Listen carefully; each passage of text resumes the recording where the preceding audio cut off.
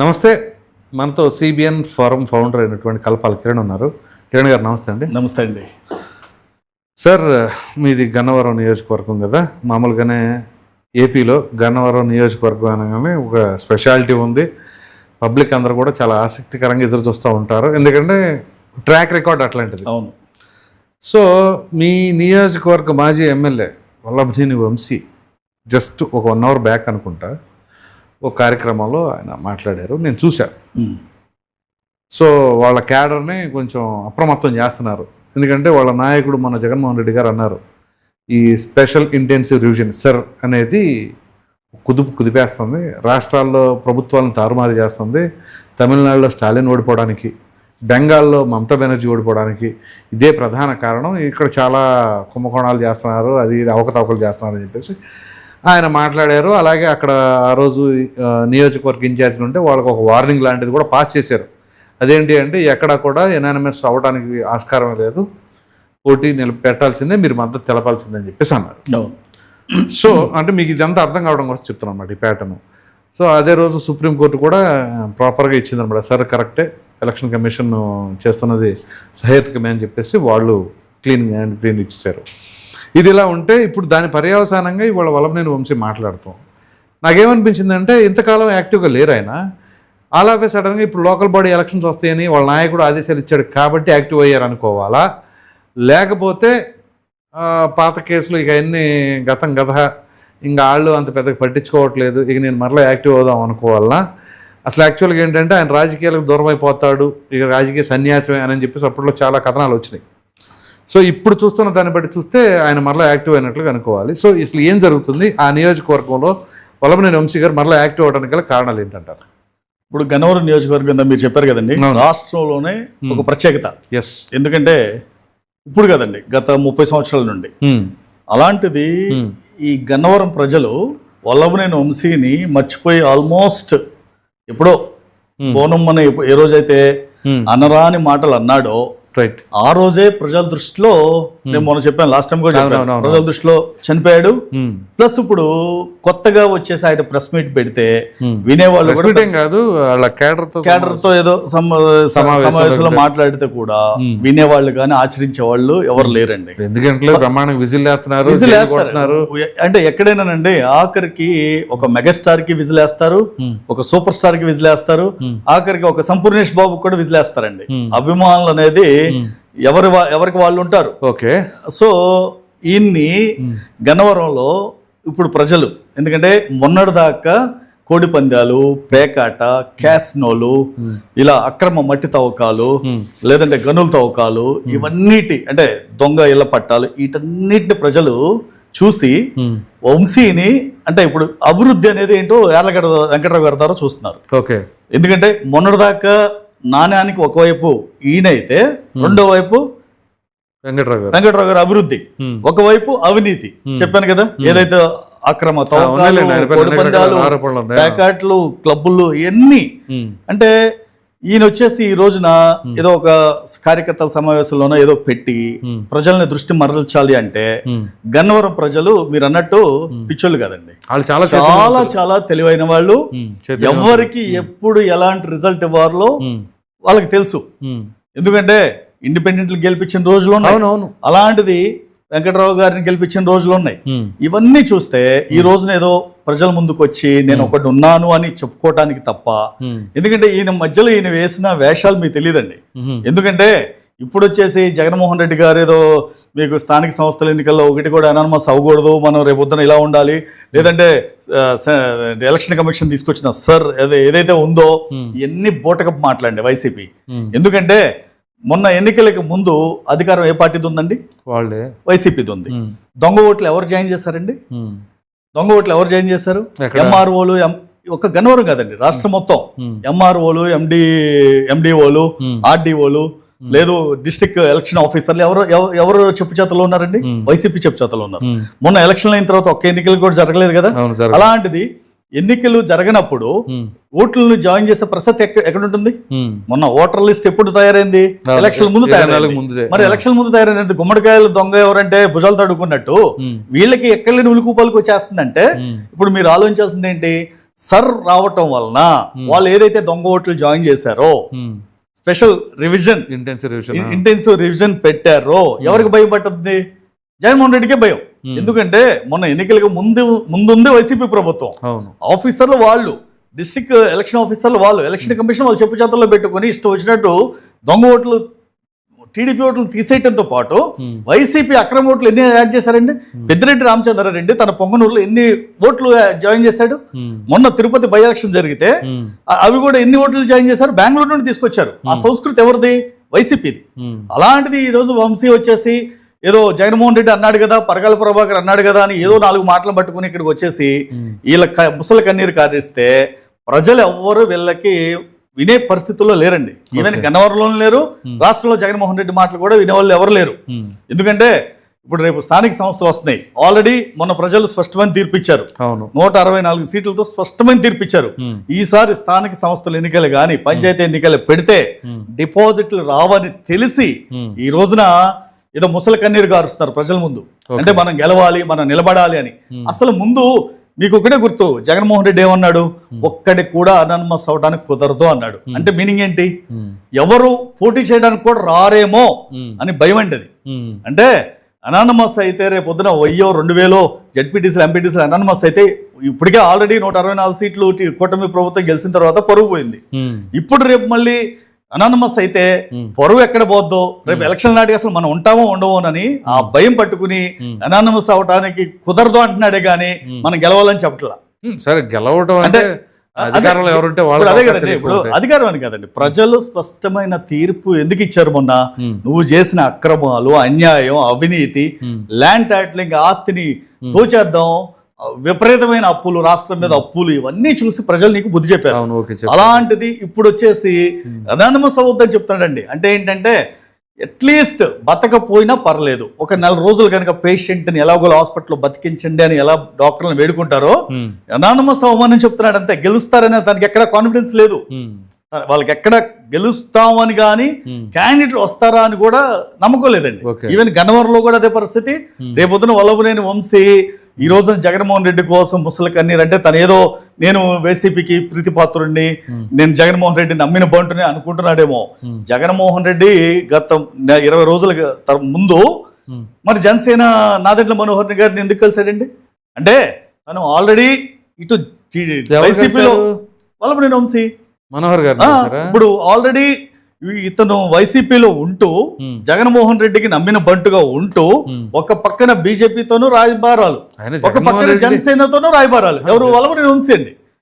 వల్లభనేని వంశీ అంటే అక్కడ ఉన్న వైసీపీలో తనకి అక్కడ సినిమా లేదండి అక్కడ. ఎందుకంటే రేపు పొద్దున జగన్మోహన్ రెడ్డి వైసీపీ టికెట్ ఇస్తాడన్న గ్యారంటీ కూడా లేదు వల్లభనేని వంశీకి. ఎందుకంటే జరిగిన నష్టం తనకు తెలుసు, మాట్లాడిన మాటలు తెలుసు, వాగిన వాగుడు ప్రజలు తెలుసు. అది ఎప్పుడు కూడా అన్న నందమూరి తారక రామారావు గారి అభిమానులు కానీ, చంద్రబాబు నాయుడు గారి అభిమానులు కానీ, లోకేష్ గారి అభిమానులు కానీ ఎవరు కూడా ఉపేక్షించరు. ఎందుకంటే ఆ మాటలు క్షమించడానికి నేర్వండి. ఇప్పుడు ఒక్క జీవితకి అది వేస్తే తప్పులు సర్దిద్దుకోవడానికో లేదంటే మళ్ళీ మారటానికో ఒక అవకాశం ఉంటుంది.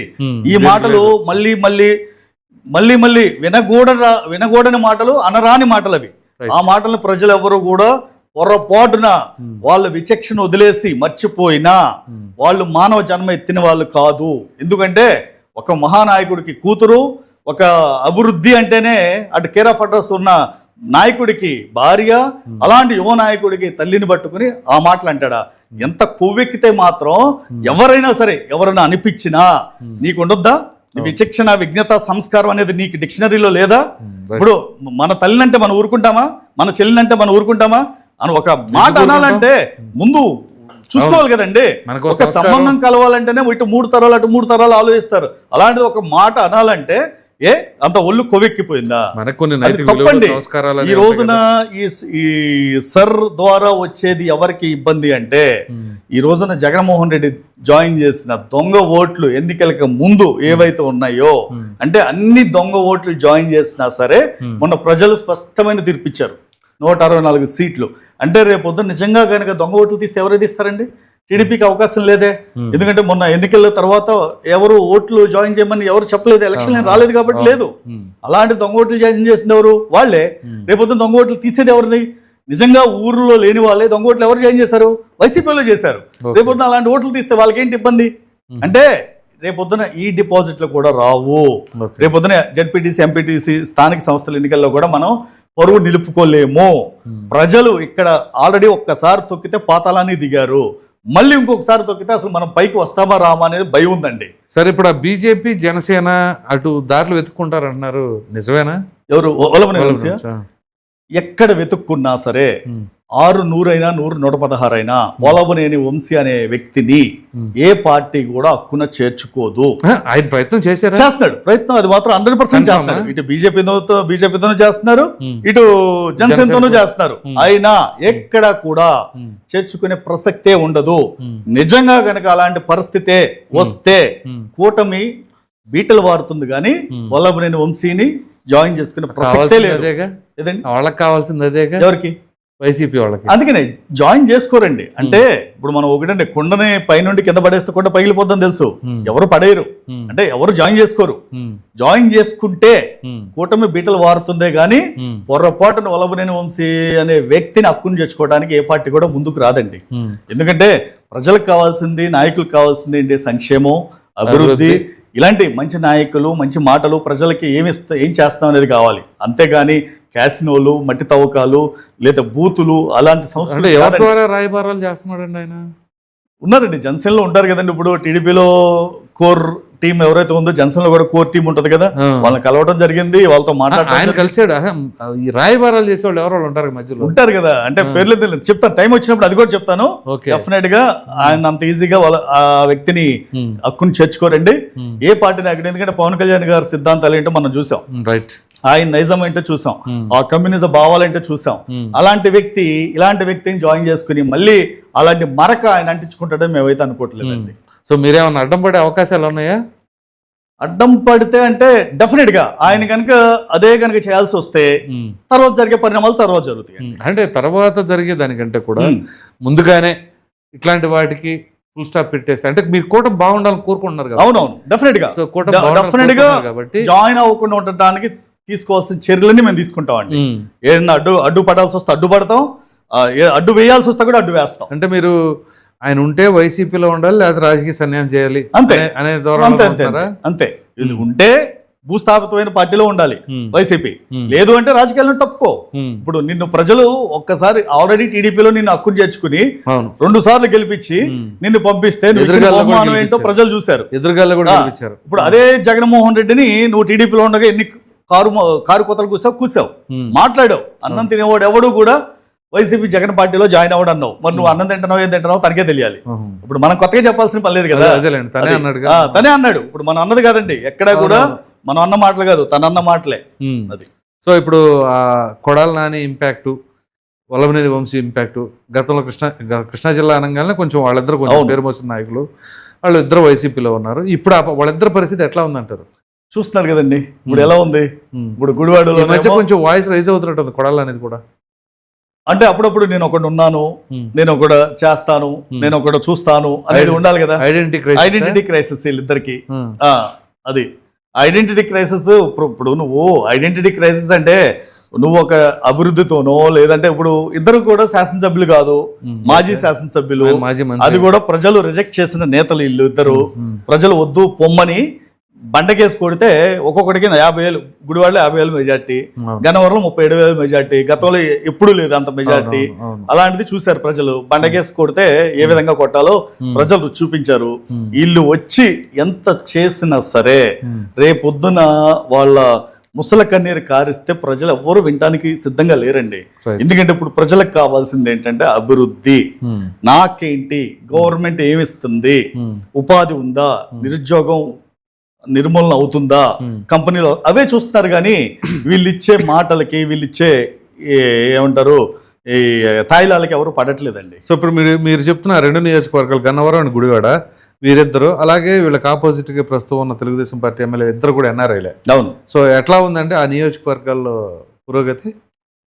ఇప్పుడు గన్నవరం వరకు చూస్తే, గన్నవరం ఇప్పుడు ఈ రోజున ఈ మల్లవల్లి ఏపీఐఏసి కారిడార్ లో కొన్ని కంపెనీలు కానివ్వండి, గన్నవరంలో ఇప్పటి వరకు పెండింగ్ లో ఉన్న అభివృద్ధి, అంటే కొన్ని గ్రామాలకి 30 సంవత్సరాలు అంటే విజయవాడకి కోతవేడు దూరంలో ఉన్న, గన్నవరం కోతవేడు దూరంలో ఉన్న రోడ్లు వేసే పరిస్థితి లేదండి. అలాంటి రోడ్లని ఈ రోజున వెంకట్రావు గారు ముందుకు తీసుకెళ్ళి, ఇప్పుడు మా పెదవడుపల్లి గ్రామం ఉంది, గత 30 సంవత్సరాల నుండి కూడా ప్రధాన రహదారి ఏదైతే ఉందో 2 కిలోమీటర్లు రోడ్డు లేక, అంటే గ్రామానికి దిక్చూసి అదే రోడ్డు, రోడ్డు లేక గత 30 సంవత్సరాల నుండి అలాగే ఉంది, గోతులు రోడ్లుగా వచ్చిన ప్రతి ఒక్కరు. మొన్న చంద్రబాబు నాయుడు గారు కూడా అవుట్పల్లి వచ్చారండి, వచ్చినప్పుడు కూడా ఆయన చూసి ఏంటి అవుట్పల్లికి ఈ దుస్థితి అనే పరిస్థితి. అలాంటిది వెంటనే ఆయన మాట్లాడి ఎంపీ నిధుల నుండి లేదా ఎమ్మెల్యే నిధుల నుండి ఆల్మోస్ట్ 2.5 కోట్లు పెట్టి రోడ్లు వేయించారండి 2 కిలోమీటర్లు. అలా ప్రతి నియోజకవర్గం అంటే ప్రతి గ్రామంలో కూడా, ఇప్పుడు మానికొండ రోడ్డు ఉందండి, మానికొండ తరిగొప్పల రోడ్డు మీరు చూస్తే, మీరు ఒక బైక్ మీద వెళ్తే నడుము విరగొట్టుకుని విజయవాడ ఎంజే నాయుడు హాస్పిటల్లో జాయిన్ అవ్వాలి, అలాంటి పరిస్థితి. తెలుసు నాకు. నెక్స్ట్ గుడివాడ రోడ్డు అండి, మీరు గుడివాడ రోడ్డు చూస్తే, మీరు గుడివాడ వెళ్ళాలి అంటే గన్నవరం గుడివాడ కానివ్వండి, విజయవాడ గుడివాడ రోడ్డు కానివ్వండి, అది కూడా చూస్తే మీకు అసలుకి బస్సులో మహిళలు అయితే ఎంత మంది ఆక్రందన అంటే కూర్చున్న వాళ్ళు, ప్రెగ్నెంట్ లేడీస్ కానీ వీళ్ళందరూ ఆక్రందనేనండి బస్సులో కూర్చోవాలంటే. ఎందుకంటే డ్రైవరు తన రూట్లో తను వెళ్ళిపోతాడు, ఆ బస్సులో గోతులు ఉన్నాయా గతుకులు ఉన్నాయా అన్ని అనవసరం. వాళ్ళు ఈ కేసరపల్లి ఉప్పులూరు అటు అది ఆ రోడ్డు ఫస్ట్ నుండి కొద్ది బాగానే ఉందండి అది ఆ రోడ్డు, ఎందుకంటే ఫస్ట్ నుండి ఆ రోడ్డుకి జన రవాణా అక్కడ కొంచెం ఉప్పులూరు కొద్దిగా అక్కడక్కడ ప్యాచ్ వర్క్ ఉన్నాయి, కానీ అది కూడా రిపేర్ అయిపోయినాయి. ఆల్మోస్ట్ ఈ రోడ్లన్నిటిని మొన్న ఆల్రెడీ వేసారండి. గన్నవరం గుడివాడ వేశారు, గన్నవరం విజయవాడ గుడివాడ వేశారు, పెద్దవాడపల్లి రోడ్ జరగట్లేదా? మట్టి తవ్వు అసలు మట్టి అనేది అక్రమ తవ్వుకు అనేది లేదండి గన్నవరంలో ఇప్పుడు. నిజమే, ఎక్కడ కూడా లేదు. ఎందుకంటే ఒక కోడి పందాలు లేవు, పేకాటలు లేవు, అక్రమంగా పేకాటలు ఇళ్లలో కూర్చోబెట్టి పేకాటలు. సంక్రాంతి సమయంలో తప్ప మిగతా సమయంలో అంటే అది మన తెలుగు సంక్రాంతి సమయంలో తప్ప మిగతా సమయంలో జరగట్లేదు అంతేనా మీరు? అవునవును. ఓకే. ఎక్కడ కూడా వెంకట్రావు గారు అంటారు ఆయన ఎన్ఆర్ఐ కాబట్టి ఆయనకి డబ్బులు అక్రమాలు అవసరం లేదండి, ఆయనకి అవసరం. ఇంకా ఆయనకు దగ్గర ఉన్న డబ్బుని ప్రజలకి పెట్టి ఇలా చేస్తారే కానీ వెంకట్రావు గారు పర్సనల్ తెలుసా? సో ఎక్కడ కూడా ఈయనలాగా పేకాట క్లబ్లు పెట్టి కోడి పందాలు పెట్టి డబ్బులు వసూలు చేసుకుని సాయంత్రం కలెక్షన్ చేసుకునే రకం కాదండి. అది ఆల్రెడీ ప్రజలందరూ గ్రహించారు. కాకపోతే ఒకటి, ఇలా చేయటం వలన ఒక 500-1000 ఓట్లు పోతాయేమో, కానీ ఈ నిర్ణయాలు తీసుకోవటం వలన, ఈ అభివృద్ధి చేయటం వలన 10,000 ఓట్లు వస్తాయండి. ఎందుకంటే ఇలాంటి రేపు కొంతమంది అంటున్నారు అంటే ఎవరికి సంపాదించుకునే అవకాశం లేకపోతే ఎంతమంది ఉంటారండి సంపాదించుకోవడానికి? 10 మంది ఉంటారు. ఎంతమంది ఉంటారు? 10 మంది, 20 మంది, 30 మంది, 50 మంది ఉంటారు. ఆ 50 మంది పోతే మనకి ఓట్లు ఎంతమంది పడతాయండి? నియోజకవర్గ అభివృద్ధిని, వెంకట్రావు గారి పనితీరుని చూసి ఎంతమంది ఓట్లు వేస్తారు రేపొద్దున? అది గుర్తు పెట్టుకోవాలి. ఇప్పుడు వల్లభనేని వంశీ అనే వ్యక్తి గత 5 ఏళ్లలో చేసింది ఏంటో చూడండి. మీరు చూస్తే ఓపెన్ డిబేట్కి రెడీ. ఆయన వచ్చినా నేను వస్తా, లేదా వెంకట్రావు గారు వస్తారు, గన్నవరంలో అయినా ఎక్కడైనా సిద్ధం. అది ఊరికే ప్రజల ముందుకు వచ్చేసి దొంగ ఓట్లు తీసేస్తారని ముసలి కన్నీరు కార్చడం కాదండి. ప్రజలకి నువ్వేం చేసావు అనేది కావాలి. అది రైట్ సార్. Thank you.